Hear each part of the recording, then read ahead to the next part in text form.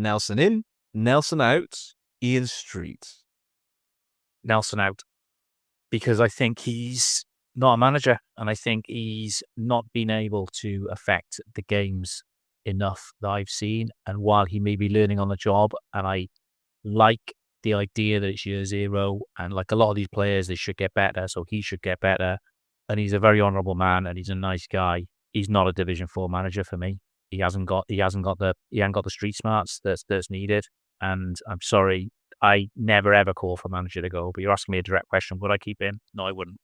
Any riposte to that, Ed?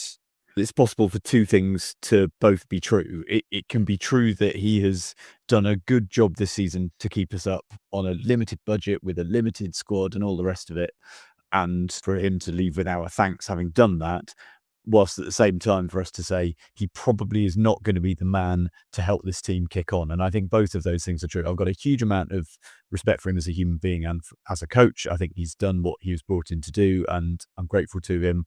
But I also think probably if we want this club to move on to the next step, then a change is necessary. So he will leave with all of my thanks and best wishes, but I think probably we do need to make that change over the summer. Nelson out for me.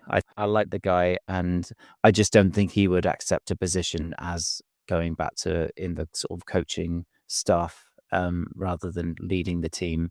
Yeah, he sounded from all of his interviews and the interview he did with us that he had a bit of ambition. He wanted to prove himself. So he's not going to come back and I'm going to be the head of development here.